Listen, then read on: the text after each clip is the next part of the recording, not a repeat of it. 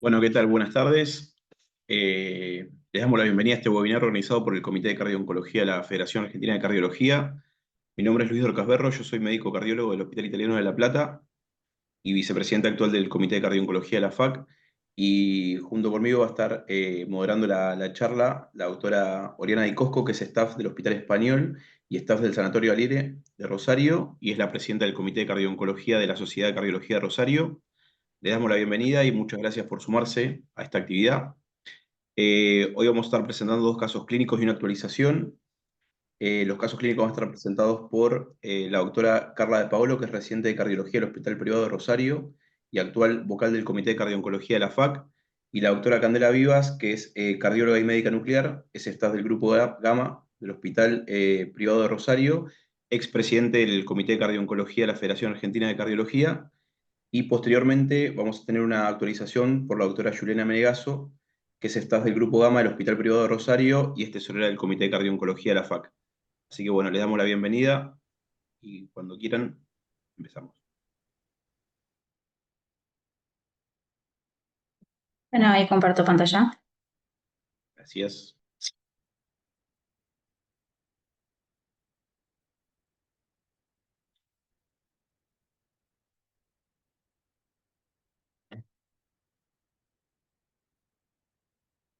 Ahí se ve la presentación. Se ve bien, le falta el modo presentación, Carla. Ahí está, ahí se ve bien. Ahí está. Bien. ¿Qué tal? Buenas tardes. Mi nombre es Carla de Pablo, soy residente del segundo año del servicio de cardiología del Hospital Privado de Rosario. Vamos a comenzar con el primer caso clínico. Se trata de una paciente femenina de 57 años de edad. Ella ingresa a nuestra unidad coronaria derivada por su cardiólogo de cabecera desde su localidad de origen por un episodio de dolor torácico de carácter opresivo centroesternal con irradiación a ambas axilas en una clase funcional variable de aproximadamente 10 a 15 minutos de duración que se había asociado a náuseas. Se trata de una paciente hipertensa sin antecedentes cardiovasculares.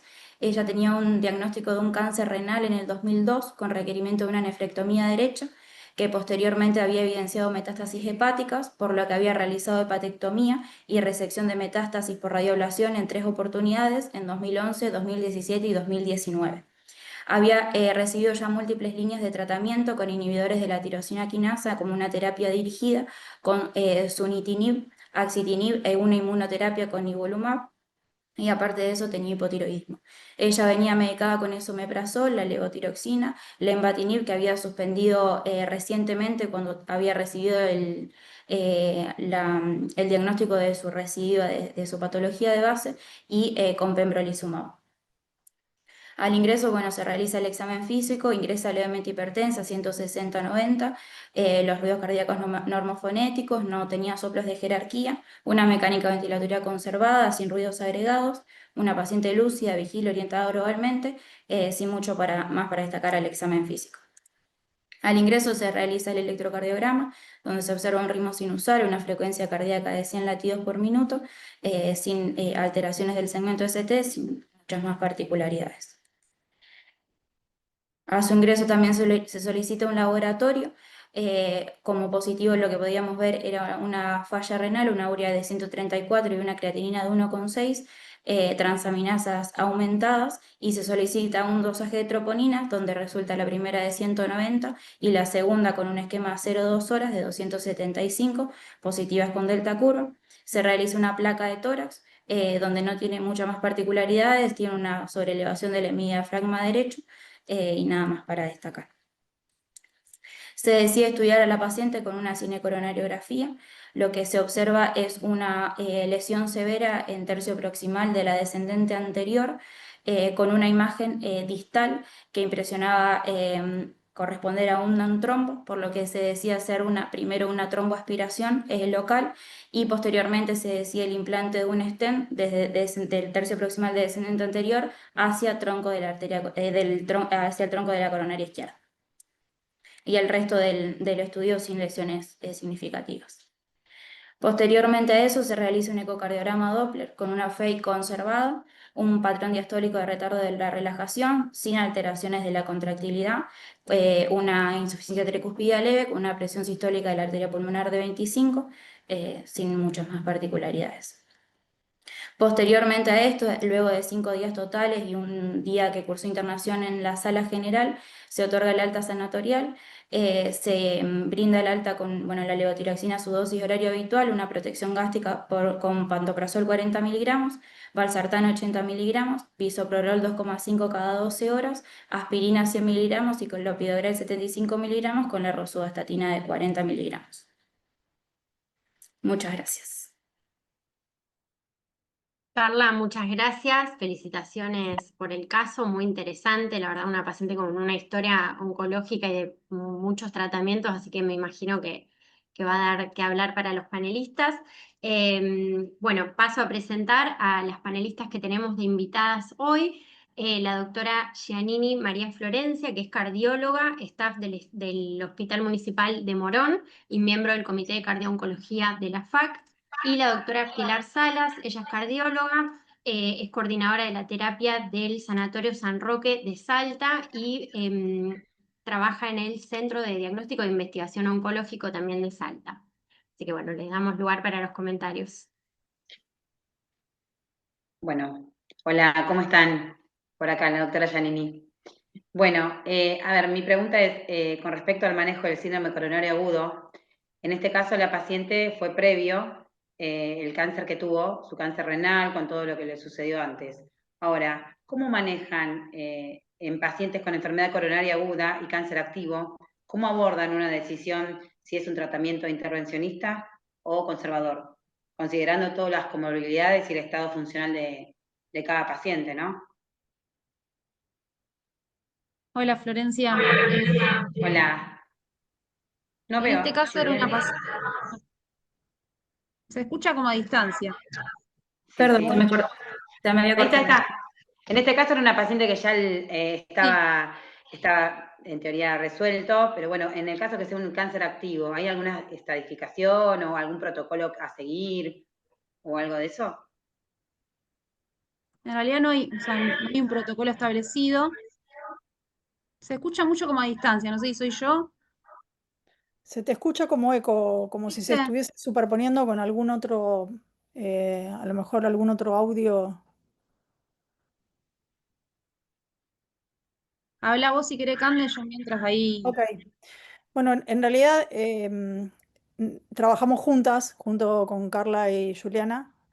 Nosotros no tenemos un protocolo de seguimiento porque los casos son muy individualizados.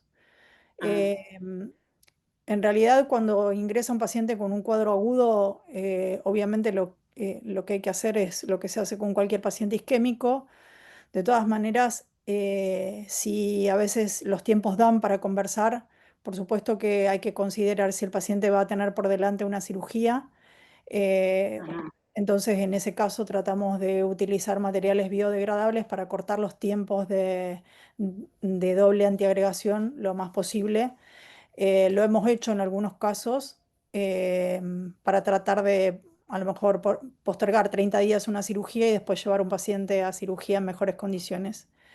Em, y depende fundamentalmente de la evolución y del pronóstico que tenga el paciente. Esta semana tuvimos una paciente internada con un síndrome coronario, que si bien no fue un síndrome agudo, fue un síndrome crónico reagudizado en el contexto de una internación por una insuficiencia cardíaca. Y esta paciente está en un estadio paliativo. La paciente muchas veces interviene la paciente y la familia en la decisión terapéutica. La paciente Claro, prefirió estabilizarse su insuficiencia cardíaca durante la internación y se le va a proponer hacer un cateterismo ambulatorio para tratar de revascularizar. Es una paciente que está, a lo mejor, esta mujer es un cáncer de mama que tiene compromiso secundario en piel, tiene metástasis en piel, que si bien dentro de lo que es oncológico se considera el compromiso de metástasis en piel como de bajo riesgo, tiene muchas sí, lesiones y lesiones sangrantes. Entonces ha recibido radioterapia en algunos sitios locales, pero tiene lechos sangrantes. Entonces es algo que uno tiene que considerar cuando va a plantear la revascularización en estos pacientes. Y por claro. otro lado, también ver el cuadro clínico y el pronóstico. Esta paciente, por ejemplo, que ya está en un estadio que lleva más de 10 años de un cáncer de mama, por ahí uno va a priorizar a lo mejor darle cierta calidad Calidad de de vida vida. mejor y Claro. revascularizar lo más importante que supongamos que le estudiamos y tiene lesión de múltiples vasos, bueno, en ese caso sí frenamos, se hace la intervención con el grupo de oncólogos y se define si la paciente es una candidata a una cirugía de revascularización, si su pronóstico de sobrevida es más allá de un año. Y si no, Ah, lamentablemente por ahí uno trata de ofrecerle otras posibilidades que le den una mejor calidad de vida el tiempo que le quede, ¿no? Hemos ok. revascularizado a veces pacientes y por ahí hemos hecho revascularizaciones parciales para mejorar el cuadro clínico del paciente en pacientes con una sobrevida menor. De todas maneras, Ah, hay que tenerlo en cuenta, ¿no? El pronóstico de sobrevida que tiene el paciente y eso requiere mucho feedback con los oncólogos del grupo. Nosotros tenemos varios equipos multidisciplinarios, entonces podemos tener un feedback en cualquier momento con ellos, ¿no? está bien. Por supuesto que no en un síndrome coronario agudo con supra en el cual no se puede esperar, pero si son pacientes que se puede esperar, siempre es importante la interacción con el grupo de oncólogos. Bien, muchas gracias. Bueno, Doctora Sara. mi aporte va más que nada dirigido a que por ahí, bueno, nosotros, por ejemplo, somos un centro que trabaja con varios grupos de oncólogos, hablando de la terapia donde recibimos los pacientes cardiológicos, y por ahí creo que a medida que va avanzando esto de la cardio-oncología, hay muchos más oncólogos que son conscientes de la evaluación del riesgo, porque puede ser una paciente que llegue sin una estratificación previa, que llegue sin un conocimiento de su estado cardiovascular, más allá del ecodoppler y todos los estudios que se puedan llegar a pedir de forma ambulatoria, como las guías lo establecen. Creo que es importante ese feedback que mencionaba la doctora con el grupo tratante, pero por ahí te pasa que vos llegas con el paciente, o nos ha pasado a nosotros que llegas con el paciente que no conoce su historia, no sabes bien su estadificación, y creo que ahí es donde radica el problema de hasta dónde o qué oportunidades le podemos ofrecer al paciente, porque si el caso se hubiese presentado en medio de la terapia, de la quimioterapia en ese momento en esta paciente, por ejemplo, que presentó la doctora, y ahí hubiese sido todo un tema. Nosotros tuvimos un caso de una paciente con linfoma Hodgkin que en medio de su shock tuvimos que suspender el tratamiento porque la enfermedad coronaria progresó, es difícil, son pacientes, sobre todo los hematológicos, que hacen mucha plaquetopenia, es difícil la doble antiagregación, el riesgo de colocar un stent en un paciente así, es complejo, hay que hablarlo con la familia y sobre todo contener a la familia en esa situación, porque estamos hablando de que la familia tiene internalizada la enfermedad oncológica, pero por ahí al conocimiento público, lo que nos pasa acá, el corazón prima sobre muchas otras cosas, entonces por ahí es difícil encarar a la familia, más cuando no conoces o no tenés la posibilidad de acceder a todos los tratamientos quimioterápicos. O sea, hay pacientes que vienen con su carpetita muy ordenada, que vienen con todos sus estudios, pero también creo que la estratificación cardiovascular hoy por hoy, en algunos casos nos quedamos cortos, ¿no? Y Para decidir una de un las cosas tratamiento. que a veces es importante tener en cuenta, esta era una paciente de 57 años, una paciente Claro. muy joven, es tener en cuenta los antecedentes de la medicación que estuvo recibiendo anteriormente, porque dentro del Claro, arsenal de drogas que ella recibió hay muchas de las terapéuticas que pueden dar aterogénesis acelerada. Entonces, a veces no hay que esperar el síndrome coronario agudo, sino ir estudiando al paciente a la par de la enfermedad oncológica e ir sobrellevando, claro. digamos, las dos riesgos que tiene el paciente, ¿no? Son dos enfermedades graves, la cardiovascular y la enfermedad oncológica. Y, y fundamentalmente el feedback es importantísimo, porque esta paciente, a pesar de que hacía 10 años que venía con una enfermedad, actualmente está en plan de un trasplante hepático, porque uno podría pensar que tiene un mal pronóstico por el tiempo de evolución que lleva y por los distintos esquemas de tratamiento que ha ido haciendo, pero la verdad es que la paciente oncológicamente solo tiene metástasis hepáticas. Y nosotros trabajamos en un centro que hace trasplante hepático y tenemos posibilidad de brindarle ese tratamiento. Entonces, de hecho, esto se le había planteado a la paciente hacía un par de años atrás y ella se negó porque digamos, no tenía un compromiso hepático importante y bueno, actualmente después de esta internación con esta revascularización ella accedió a ingresar en un plan de trasplante y está siendo evaluada por el equipo de patólogos también, ¿no? O sea que es una paciente que a pesar de que lleva mucho tiempo de enfermedad, es una paciente joven y es una paciente que todavía tiene chances de tratamiento. Muchas gracias. ¿Alguien más? Ok. ¿Comentario?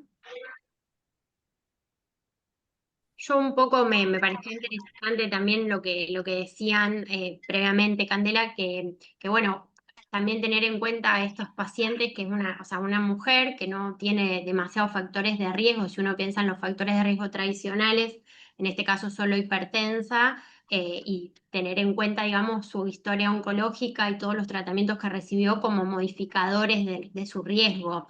Tener en cuenta eso ante la evaluación, o si esta paciente hubiese tenido previamente algún tipo de síntoma, también, o sea,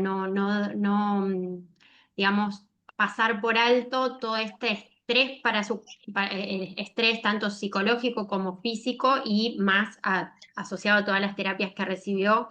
Así que no es un dato menor cuando uno se enfrenta a estos pacientes como para no minimizar su riesgo cardiovascular. Así que muy interesante. Gracias. Sí. Bueno, si no hay más comentarios sobre este caso, pasamos al segundo caso de la doctora Candela Vivas. Por las dudas, ¿se escucha el audio ahí? Sí, Yuri. Ahí sí te Sí, se escucha escuchamos. bien. Tuve que cambiar de compu, perdón. Se escucha bien y sin eco. Comparto pantalla. Me dicen si se ve bien. Falta el modo de presentación. Ahí están viendo bien. Ahí estamos. Bueno. Este es un varón de 59 años, sin factores de riesgo tradicionales. Tenía antecedentes oncológicos, un padre con leucemia y un hermano con un cáncer hepático. Presenta una lesión en cola de páncreas con múltiples metástasis compatibles con un adenocarcinoma mucinoso.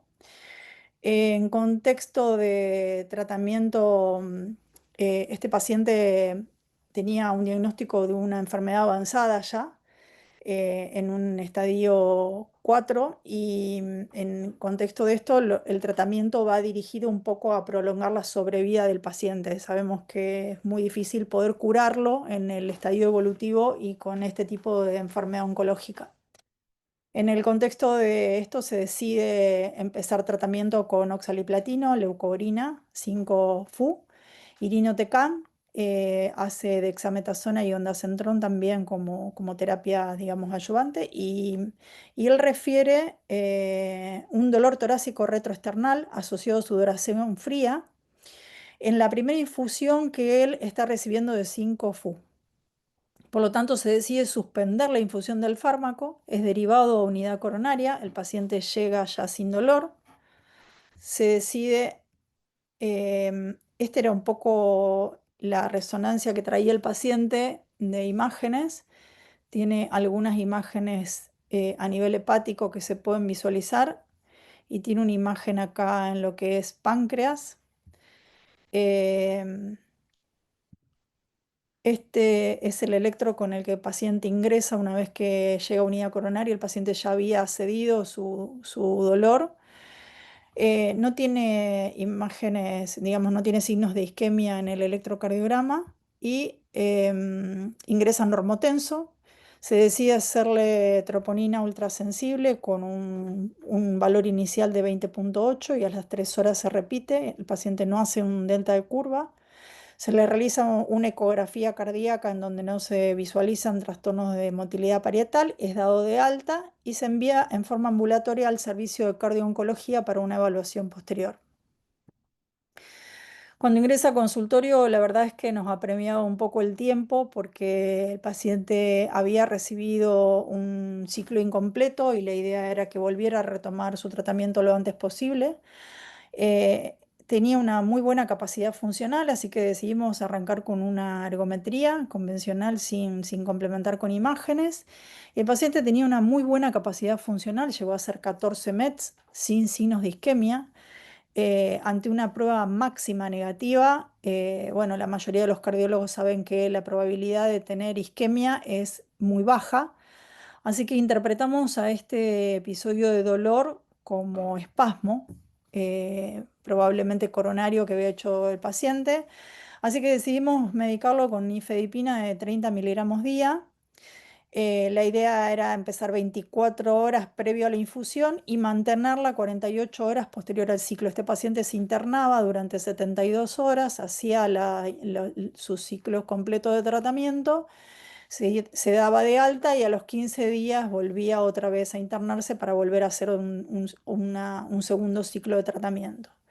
Entonces se medica a este paciente con nifedipina, se le dan pautas de alarma. El paciente vuelve a ingresar a los 15 días para hacer un segundo ciclo de su tratamiento, repite un malestar pero de menor intensidad, viene a mi consultorio después de haber tenido este episodio. Entonces decido agregarle nitritos sublinguales, realmente no le daba la presión arterial para agregarle mucha más medicación al paciente, así que agregamos nitritos sublinguales. El paciente se vuelve a internar para hacer su tercer ciclo, decidimos, muchas veces los pacientes ingresan con el tratamiento, hacen un primer ciclo estando internados y después se manejan en forma ambulatoria o con bombas de 5 Fu que se las llevan a su domicilio. Es como una especie de cartuchito que la llevan colgando y con eso pasan su quimioterapia en forma ambulatoria. Ante estos episodios de dolor decidimos continuar con las infusiones estando el paciente internado. El paciente ingresa nuevamente para hacer un tercer ciclo, ya con pautas de alarma. El paciente vuelve a repetir dolor, se coloca el nitrito sublingual, el paciente lo refiere como un dolor retroesternal asociado a sudoración fría. Se coloca los nitritos y inmediatamente a los 2 o 3 minutos de haberse colocado el nitrito sublingual el dolor cede, con lo cual con más razón uno podría pensar que esto tiene que ver con un vasoespasmo. El paciente estaba internado en sala general, inmediatamente se avisa unidad coronaria. Unidad coronaria sube a verlo y porque a los 45 minutos aproximadamente vuelve a repetir otra vez dolor. Em, Es muy difícil cambiar el esquema de tratamiento en estos pacientes porque el 5-FU es uno de los pilares fundamentales que hay y no hay muchas alternativas a tratar de cambiar la medicación o cambiar el esquema terapéutico oncológico. Por lo tanto, a pesar de que teníamos una alta sospecha de vasoespasmo, decidimos continuar con el mismo esquema de tratamiento. Como este paciente vuelve a repetir dolor a los 45 minutos con una intensidad ya mayor, 10/10, asociado a una sudoración fría, se le hace un electrocardiograma y troponinas. Este paciente es llevado a unidad coronaria. Y la verdad es que el paciente refería un dolor muy típico. Decidimos, a pesar de no tener cambios en el electrocardiograma y de tener troponinas negativas durante la evolución, en ese momento se le colgaron nitritos endovenosos, hacer una cinecoronariografía. La cinecoronariografía, estas son las imágenes que tiene este paciente.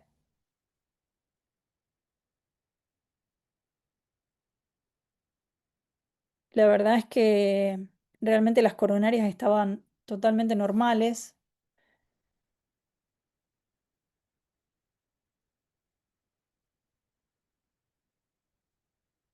Estas son algunas imágenes fijas como para que puedan ver realmente el paciente no tenía enfermedad coronaria, así que con más razón pensamos que podía estar haciendo alguna especie de espasmo a nivel microvascular. Esto lo hablamos mucho con el equipo de oncología. La otra opción que nos quedaba era, y que nos llamaba la atención, que el paciente, los primeros dolores, él los refería cuando se levantaba al baño. El paciente había empezado a hacer los ciclos en invierno y nos decía que la habitación estaba calefaccionada, pero cuando entraba al baño hacía frío. O sea, con más razón esto nos llevaba a pensar que pudiese estar desencadenado por el 5FU y por el frío, por la exposición al frío en este paciente, así que realmente no teníamos mucho más para agregarle y no sabíamos qué hacer, así que pedimos una interconsulta y una opinión a otro equipo, a otro grupo de cardiooncólogos que trabajan en España. Y ellos nos aconsejaron que, a pesar de no tener evidencia de qué hacer con estos pacientes, porque realmente no tenemos una evidencia científica que nos avale, que le agregáramos atorvastatina, a pesar de que el paciente tenía un perfil lipídico normal y un LDL aceptable para un paciente de bajo riesgo, y que le agregáramos empaglifosina en forma continua y mantuviéramos el esquema de la nifedipina de 30 miligramos y le pudimos agregar nitritos de liberación prolongada, le agregamos de 60 miligramos, manteniendo este esquema 24 horas previo a la infusión y hasta 48 horas posterior a haber terminado los ciclos. Decidimos plantear todo el esquema de tratamiento que tenía propuesto este paciente, que eran 12 ciclos, hacerlos con el paciente internado para darle mejor confort y seguridad a la familia y al paciente mismo. Así que decidimos sostenerlo y la verdad es que maravillosamente, después de haber incorporado todas estas drogas en el esquema de tratamiento, el paciente dejó de tener dolor y pudo terminar sus esquemas de tratamiento. Y la verdad es que fue muy bueno. Voy a dejar de compartir pantallas para hacerle algún comentario. Fue muy bueno poder terminar con todos los esquemas que teníamos previsto con este paciente. El paciente tuvo una muy buena respuesta oncológica, achicó hasta prácticamente desaparecer las lesiones hepáticas, mejoraron el tamaño de las adenopatías que tenía retroperitoneales y se achicó significativamente la lesión que tenía sobre su cola de páncreas. Así que actualmente el paciente está pidiendo una interconsulta en Buenos Aires y viendo la posibilidad de hacer una cirugía que implique, digamos, extirpar todo esto y a lo mejor dejarlo o intentar dejarlo en un R0 para tener una mejor evolución de tratamiento.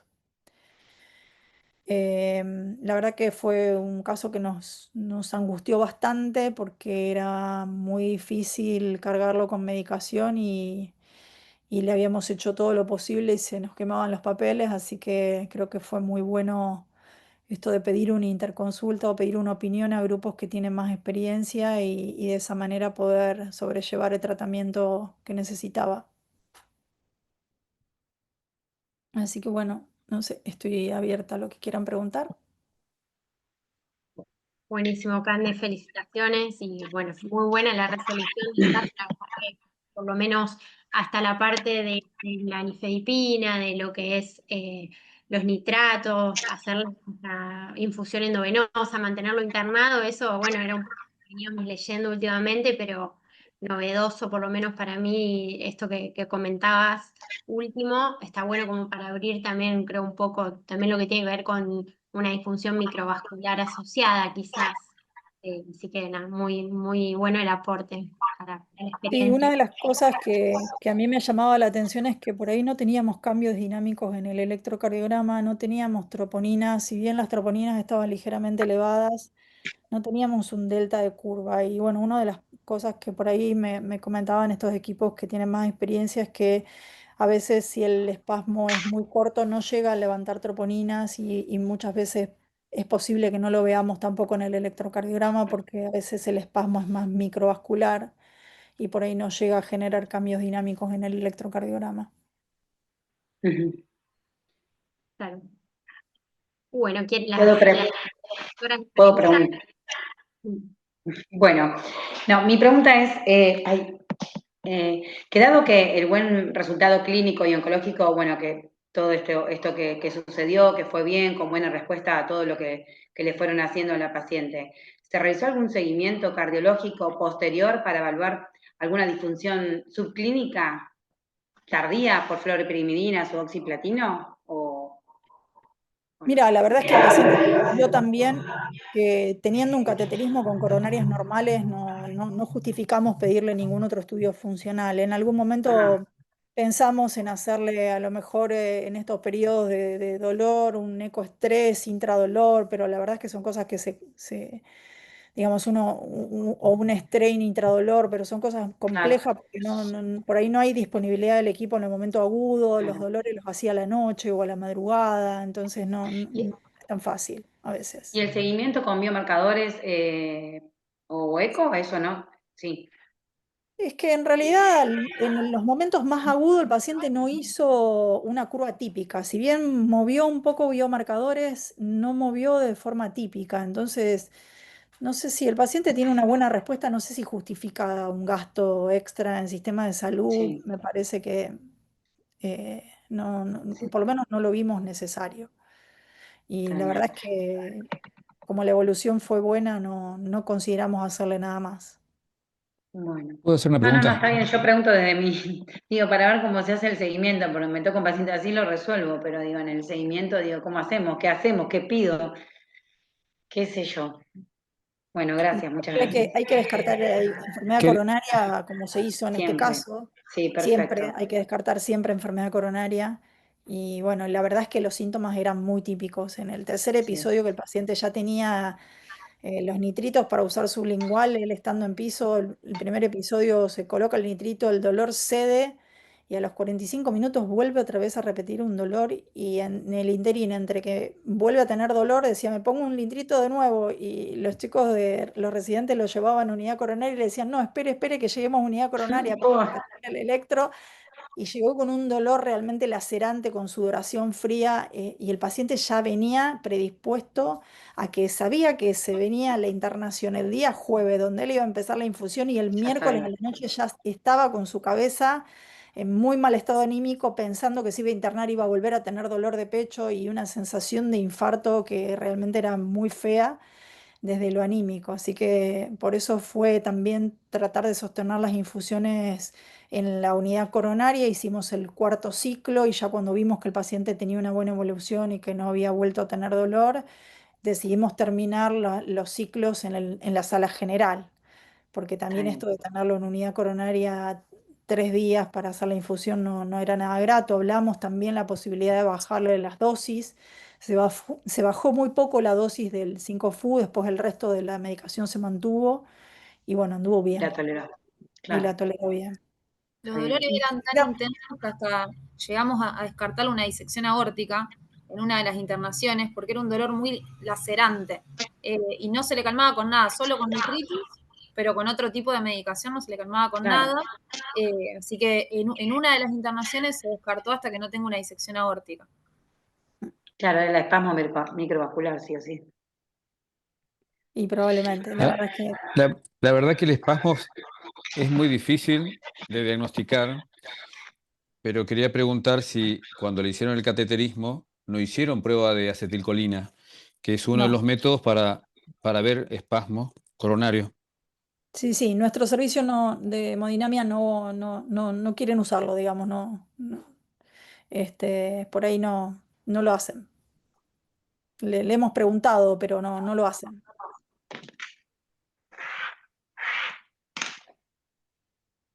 Pilar, no sé si querés hacer... Bueno, gracias. Perdón. No, la verdad que me quedé como la doctora, la verdad que un caso muy interesante, también no sabría qué hacer, hubiese descartado lo mismo de la disección aórtica, sobre todo por esa sudoración del tercer episodio de dolor. Em, la verdad que es muy interesante y es difícil de manejar y como les digo, más en un centro polivalente como me toca a mí y que recibo muchos pacientes de muchos lados, se vuelve complejo y sobre todo trabajando con múltiples especialidades y con otros cardiólogos que no hacen puntualmente cardio-oncología, es complejo y es una lucha y también te enfrentás a la polimagen, al poligasto, le hagamos todo y se vuelve complejo, ¿no? Sí. Yo quería sumar, Carla y Cande, excelente me parecen las disertaciones, los casos muy complejos. El primer caso con el tema de una lesión trombótica, cuando tenés un paciente que tiene predisposición al sangrado, tenés la lesión ahí, después la angioplastio, o se le pone un stent, doble antiagregación plaquetaria, estás cruzando los dedos para que no sangre, son pacientes muy complejos, única lesión, encima lo tratás de resolver en el momento, y ya tiene una predisposición a sangrar, así que eso lo hace un poco más difícil. Y el segundo caso, como decía bien Cande, el tema de las fluoropiridinas en los tumores del tubo digestivo. Cuando el paciente ya sabes que tiene un tumor del tubo digestivo, rezás que no tenga enfermedad coronaria, o al revés, un paciente que te llega con enfermedad coronaria, decís por favor que el tumor no sea de tubo digestivo, porque el pilar va a ser con fluoropiridinas. Yo particularmente no tengo mucha experiencia del vasoespasmo, lo he visto pocas veces, pero en este caso que el paciente te lo hacía en contexto de la infusión, sabes que no es por rotura de placas, sabes que no es por trombosis, sino que va a ser por un vasoespasmo. Lo que te quería consultar es si previamente al cateterismo, si bien tenía casi 60 años, no se habían planteado hacer una angiotomografía coronaria, como para hacer una evaluación de las arterias coronarias, y uno cuando plantea estos estudios de imágenes, a punto de partida de lo que decía Pilar, uno por suerte trabaja en lugares que tiene alta complejidad, entonces puede decir, le hago una angiotomo coronaria, le hago un cateterismo. A veces no todos tenemos ese acceso, digamos. Asimismo, con la comunicación con oncólogos o hematólogos, entonces hace mucho más difícil el manejo global como lo hicieron ustedes, que me parece que están perfectamente resuelto, ¿no? Lo planteamos, el problema era la cobertura de obra social del paciente. Nos iban a demorar la autorización y íbamos a dar vuelta y la verdad que lo que nos apremiaba eran los tiempos también para que él pudiera retomar su tratamiento oncológico, porque sabemos la agresividad que tiene este tipo de tumores. Y con respecto al primer caso, sí coincido con vos que son pacientes en agudo, a veces complejos, que uno tiene que definir con qué lo revasculariza, cuánto tiempo de antiagregación y también tener en cuenta que el pembro es una droga que puede generar mayor trombosis y trombosis no solo venosa, sino también arterial. O sea que yo creo que tranquilamente puede haber tenido un rol a lo mejor en esto, más allá de que es una paciente que tiene un riesgo de heterogénesis acelerada con los esquemas de tratamiento que había recibido anteriormente. O sea, cuánto jugó en ese momento el rol del Pembro, no lo sé. Eso es buenísimo. Incluso también lo que me parece muy bueno es la consulta con un equipo con un centro de mayor experiencia, porque lo que vemos también en la evidencia es las estatinas, decís, qué fruta noble. Si ya lo tiene, le querés subir un poco la dosis y decir que esté, y si no tiene tanta indicación, no tiene enfermedad coronaria, no tiene dislipemia, no sabes en qué momento colocarla, y las glifosinas obviamente, que capaz que se ven mucho más para el tratamiento con, no sé, cáncer de mama, doxorubicina y demás. Una fe conservada, uno no sabe en qué momento ponerla, y como bien dijiste, te recomendaron que no tiene tanta evidencia, estatinas y glifosinas, que bien Sí, que le vino, porque creo que sumó, sí, independientemente del tratamiento con nitratos, con bloqueantes cálcicos, al tratamiento que no repitió nuevamente el evento, y a su vez, los pacientes estos que a veces te manejan 110 de sistólica, y no te dejan sí. ponerle nada, 60 de frecuencia, no puedes con bloqueante, no puedes con nitrato, no puedes con IECARA-2, y son pacientes muy complejos y uno va amarreteando un poquito, pero creo que estuvo espectacularmente resuelto. Sí, Ahí Yo, está. ¿Cande? sí, sí. Perdón, perdón. No, no, perdón. Acá el doctor Espada está preguntando, bueno, en lo que dice preguntas y respuestas, si tenés alguna experiencia con trimetazidina en estos casos y si se puede usarla luego de los nitritos y bloqueantes cálcicos sin ningún problema, si hay alguna evidencia o en la experiencia de ustedes. No, la trimetazidina, o sea, no hay evidencia que sirva, digamos, en cardio-oncología. Nosotros no la hemos usado y tampoco lo sugirió el grupo de trabajo español, así que la verdad es que No no, la usan. no. Ah, ok. O sea, la uso, no la uso en este tipo de pacientes, no hay evidencia de que sirva y cada vez menos, porque en realidad la evidencia que hemos tenido últimamente es que prácticamente no sirve, no ha demostrado un gran beneficio. Ah, ok. Cande, Gracias. perdón, trimetacina se consigue en las farmacias. Yo la quise usar 2 veces, creo, y no la consiguieron los pacientes. No sé si la tienen disponible en farmacias y demás. Yo creo que cada vez menos, me parece. Yo la verdad que últimamente, desde los últimos trials que salieron, en donde realmente no demostró beneficio ni mejoría del paciente, es más, los pacientes que la tenían en algún momento se la fui sacando y creo que no sé si tengo alguno actualmente con trimetazidina. Gracias. Está bien, gracias. por último, yo quería comentar un poco también de lo que habían hablado Luis, que me parece este último caso que vos comentaste, Cande, que es un poco el espíritu de lo que es la cardio-oncología. O sea, ante un paciente que parecía que no teníamos otra opción o que iba a tener que suspender de todas maneras el tratamiento, bueno, buscarle la vuelta como sea, sacar herramientas de donde sea, en este caso buscando un Sí. equipo de mucha más experiencia, cómo se pudo, digamos, continuar el tratamiento y que el paciente tenga o un mejor pronóstico, o una mayor sobrevida, o un mejor estado general, digamos, y me parece que un poco ese es el objetivo general de esta subespecialidad, tratar de hacer todo lo posible desde lo cardiovascular que no sea un impedimento. Así que Sí, bueno. sí. Bueno, no Verlo, sé, verlo con una sonrisa, terminar los ciclos de los dos esquemas y con la expectativa de irse a Buenos Aires y operarse, la verdad que fue fantástico. La cara de gratificante. felicidad del paciente creo que eso valió la pena todo el esfuerzo.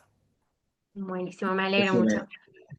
Bueno, Em, si no hay más comentarios, pasamos a la actualización, ¿sí? Va a estar a cargo de la doctora Juliana Melgazo, que ya la presentó al principio, así que le damos pie para que inicie nomás.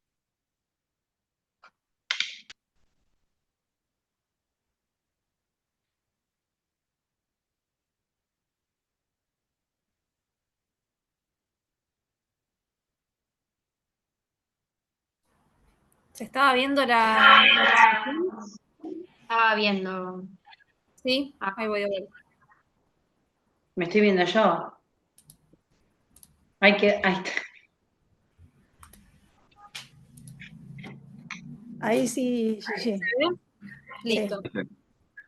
Bueno, buenas noches a todos. Yo soy Menegazo Juliana, soy staff del Servicio de Cardiología del Grupo Gamma. Y bueno, este webinar se trata sobre tumores y enfermedad coronaria. A modo de introducción, a pesar de las 10 millones de muertes reportadas por cáncer, se estima que hay 16.9 millones de sobrevivientes en Estados Unidos y se proyecta que esta cifra aumente a 22 millones en 2030. La enfermedad cardiovascular es la principal causa no neoplásica de mortalidad en los sobrevivientes con cáncer, tratados con radioterapia y quimioterapia, y representa el 27% de todas las muertes y el 56% de las muertes no cancerosas en sobrevivientes con cáncer. Esto es un poco lo que plantea la guía de cardio-oncología, cómo clasificar los pacientes según la severidad, en leve, moderado o riesgo severo o muy severo, y todo depende obviamente de las características basales del paciente, de la duración de la cardiotoxicidad, de la terapia contra el cáncer y también un poco del tiempo después. Por eso también se habla mucho en las guías de los largos supervivientes. Todas estas características basales dependen de las características clínicas del paciente y nos sirve para implementar estrategias de prevención primaria y secundaria. Siempre lo que hacemos es un examen clínico, pedir todos los estudios complementarios, sobre todo un electro y un ecocardiograma, y si se puede, según el centro y la cobertura del paciente, agregar biomarcadores. Respecto de la asociación entre lo que es la cardiopatía isquémica y el cáncer, se cree que hay múltiples mecanismos de asociación. Entre ellos están los factores de riesgo cardiovasculares, la inflamación y la edad, y se cree que este daño producido por las terapias contra el cáncer puede causar o facilitar la cardiopatía isquémica. Y se cree que tanto la cardiopatía isquémica como el cáncer producen un proceso de retroalimentación. Por lo tanto, un proceso de cuantificación de riesgo en enfermedad coronaria en supervivientes con cáncer nos podría permitir optimizar la selección de pacientes para estrategias de prevención de la aterosclerosis. El hallazgo de cardiopatía isquémica se puede presentar de dos formas, un síndrome coronario agudo o un síndrome coronario crónico, y lo que hay que saber es que existe una intersección entre ambas enfermedades que en la literatura se reporta entre un 3 a 9%. Respecto de los factores de riesgo tradicionales, no son los mismos generalmente que los que están relacionados muchas veces con las medicaciones contra el cáncer.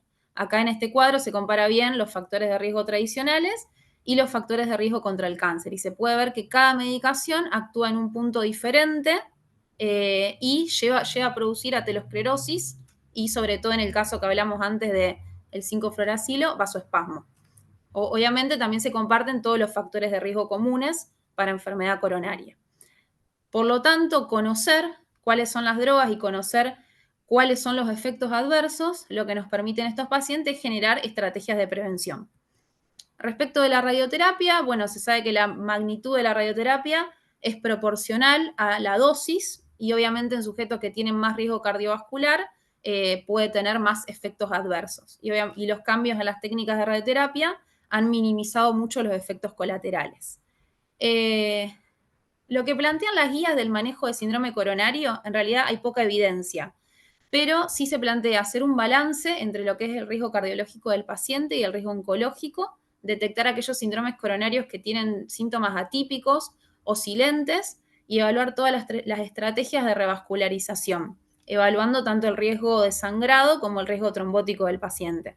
Por lo tanto, ¿qué pacientes tenemos que tratar? Los que estén cursando un síndrome coronario con elevación del ST o los que tengan síndrome coronario sin elevación del ST, pero con alto riesgo. Siempre tenemos que tener una alta sospecha clínica, basarnos en los algoritmos diagnósticos, tener principal cuidado, acá en realidad te lo contraindica, pero tener principal cuidado en los pacientes que tienen menos de 30.000 plaquetas y tratar de minimizar la duración de los antiagregantes y preferir sobre todo el clopidogrel por encima de otros antagonistas de la P2 y 2. Y obviamente en el paciente oncológico y con algún antecedente cardiovascular, evaluar siempre el riesgo de probabilidad isquémica. Según el riesgo, si es intermedio o si es alto, definir qué método complementario se le pide para seguir la evaluación.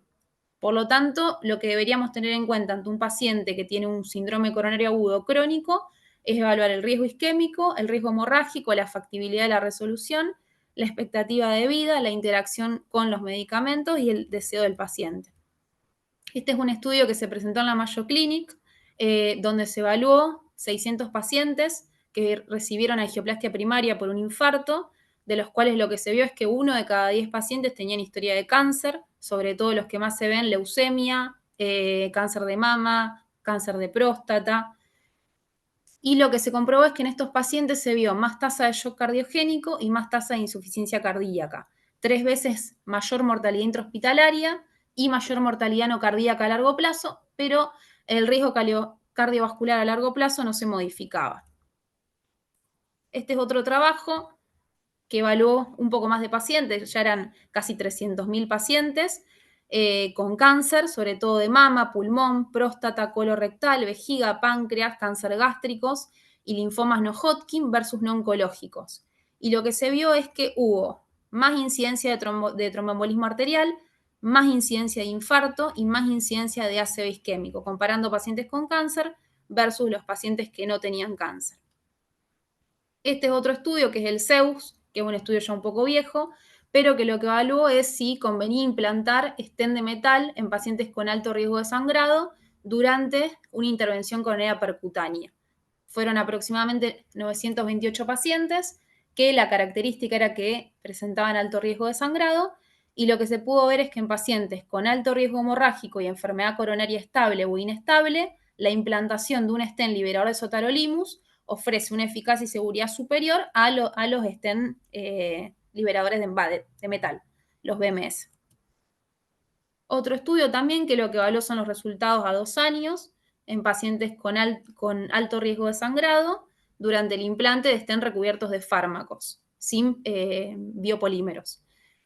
En este estudio se compararon 2.400 pacientes con alto riesgo hemorrágico a recibir un stent recubierto de fármaco o un BMS, seguido de un tratamiento antiplaquetario dual durante un mes. Los beneficios y seguridad de los stent liberadores de fármacos sobre los de metal se mantuvieron durante 2 años en pacientes con alto riesgo de sangrado y las tasas de hemorragia mayor y eventos trombóticos no mostraron diferencia y se asociaron con un riesgo de mortalidad sustancial y comparable.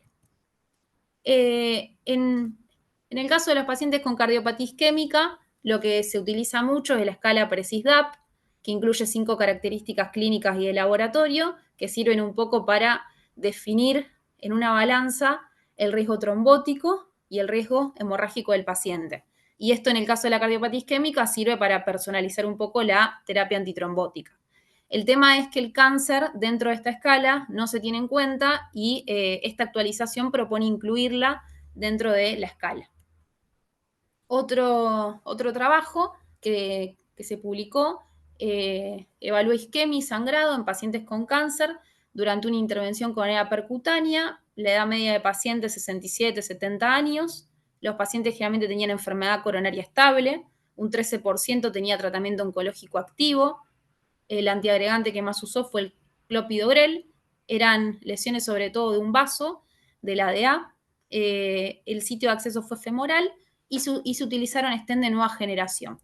Y los cánceres más frecuentes que se vieron, el de tracto gastrointestinal, el de próstata y los hematopoyéticos.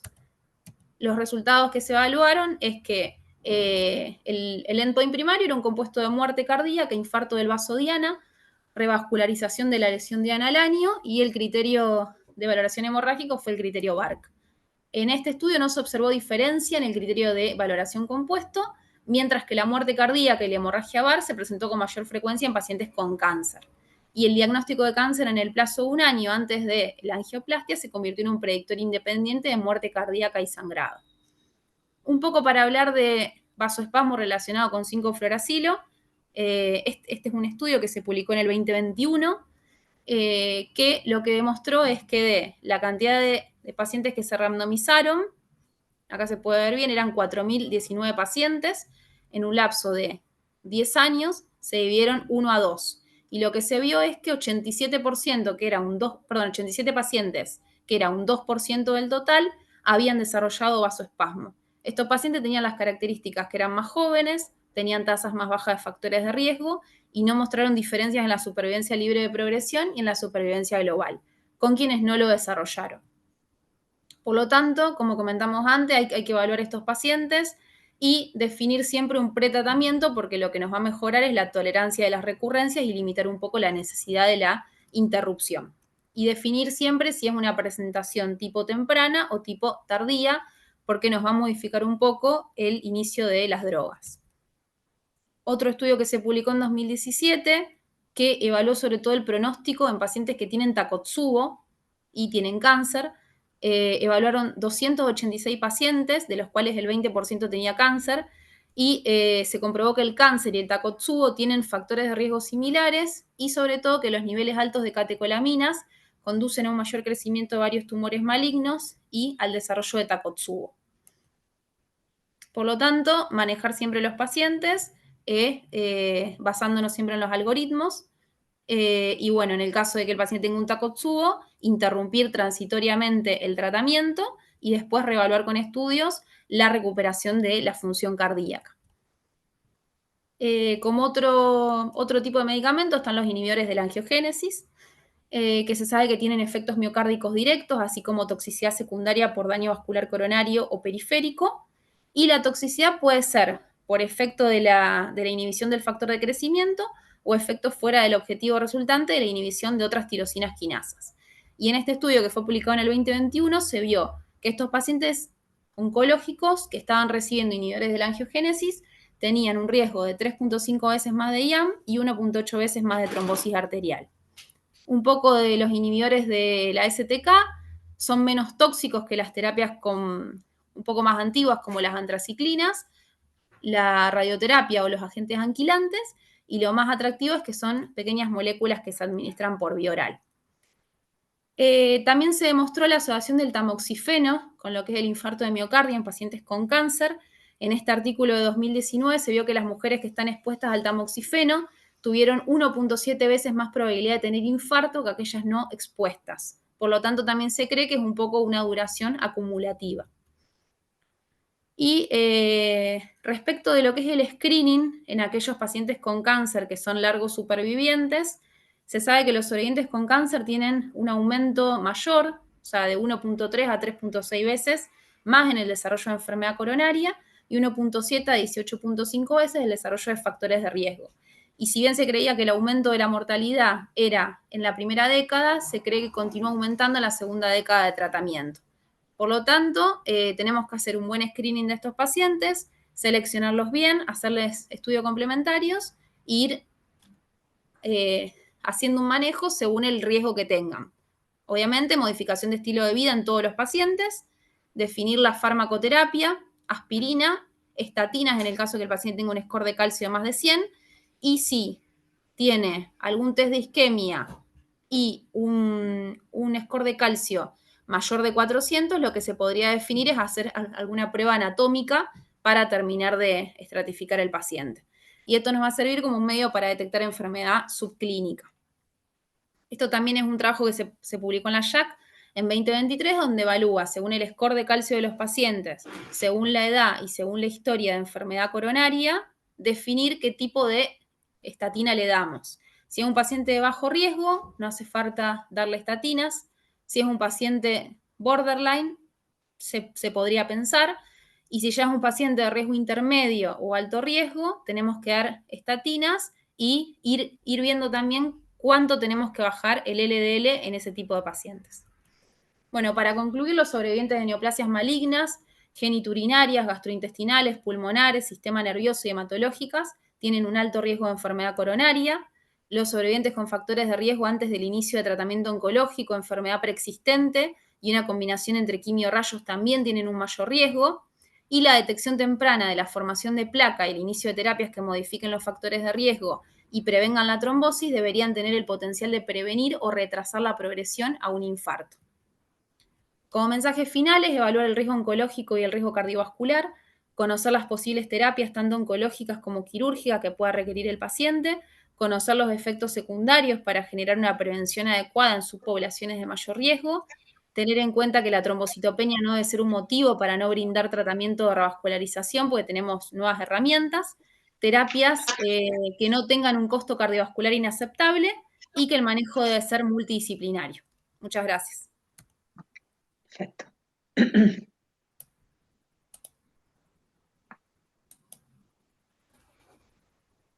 Bueno, muchas gracias, Juliana, por la presentación. La verdad que muy completa la actualización. Yo me quedo con dos mensajes de lo que compartiste. Primero, lo que es la diferencia entre los STEM-PMS y los liberadores de droga. En un momento se planteaba que se prefería tener estén metálicos en pacientes oncológicos por el tema de la doble antiagregación. Y como bien mostraste la evidencia, no hay una diferencia significativa entre los STEM-PMS y los metálicos, incluso por el tema del beneficio. Y, por ejemplo, en mi centro yo he preguntado algunas veces por el tema de estén metálicos y ya no tienen tanta disponibilidad. No es que tienen un banco con una cantidad de estén metálicos que te dicen, bueno, ¿cuál querés? Así que eso lo hace un poco más difícil. Y a punto de partida también de la evidencia, hace un tiempo ya se está hablando de, hay estudios de que hay una tendencia menor a los pacientes con patología oncológica, enfermedad coronaria, hay menos predisposición o menos tendencia a hacer angioplastia. Y el mensaje es ese, que independientemente de que tengan una patología oncológica, no se los debería privar o sacar la posibilidad de angioplastiar, porque son pacientes que actualmente tienen mucha sobrevida. Si bien esto que hablamos, el componente de un tumor, por ejemplo, digestivo, riesgo de sangrado, angioplastia, doble antiagregación y demás, es difícil, pero no se debe limitar la angioplastia a los pacientes oncológicos, que creo que es algo fundamental. Nada, te felicito por la actualización y no mucho más de mi parte. Muy buena actualización. En nuestro centro tenemos bioabsorbibles, que eso lo que nos permite a veces es darle una doble terapia a 3 meses o el tiempo que se pueda y después dejarlo solo con aspirina. Eso lo usamos mucho en oncológico y también en los pacientes que dan un trasplante hepático, por ejemplo, que se tiene que suspender rápido la antiagregación, así que tenemos esa opción. Bueno, ¿alguien más que quiera hacer comentarios? Si no, tenemos alguna pregunta del público y de paso invito al resto de los participantes si quieren ir haciendo las preguntas en el chat. ¿Alguien más de los panelistas que quiera comentar primero? Si no, leo la pregunta.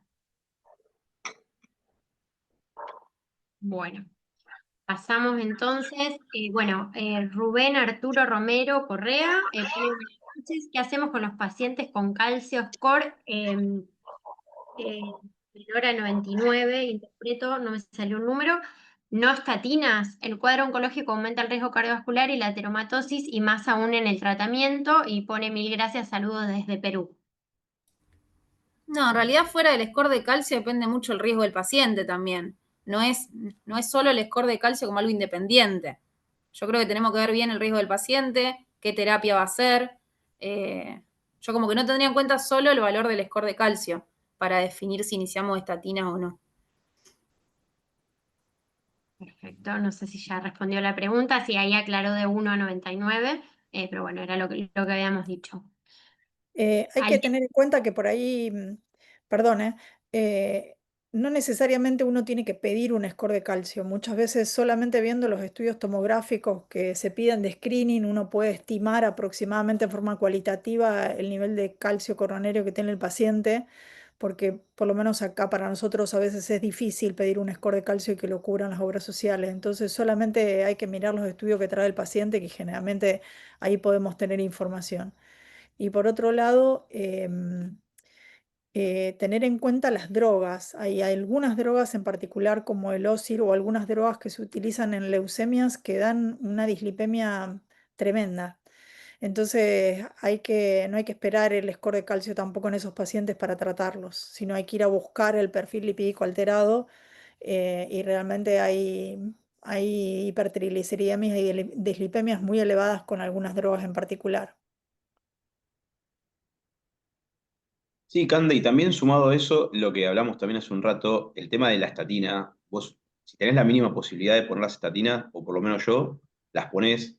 Sí, Incluso hay algunos estudios que hablan de las estatinas, no son estudios grandes, pero las estatinas en forma preventiva, en pacientes con patología oncológica, que uno podría hacer, ya te digo, no hay nada que lo certifique, pero hay estudios que tienen un indicio de que las estatinas podrían ser preventivas para el desarrollo de cardiotoxicidad, entonces uno las podría llegar a usar sin un perfil lipídico alterado o sin score de calcio alterado también.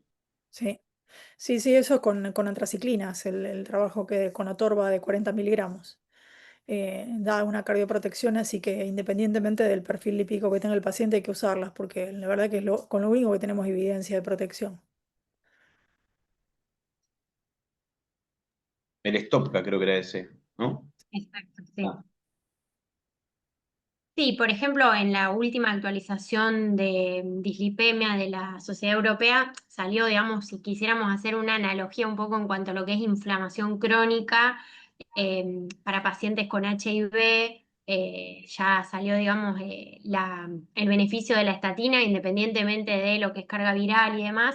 Ya salió esa indicación y yo creo que en algún momento en estos próximos años quizás salga algo en ese mismo sentido, pensando en la inflamación crónica del paciente oncológico. Sí. Ojalá. Bueno, no, yo no veo acá más preguntas del público. No sé si alguien más de los presentes quiere hacer algún comentario.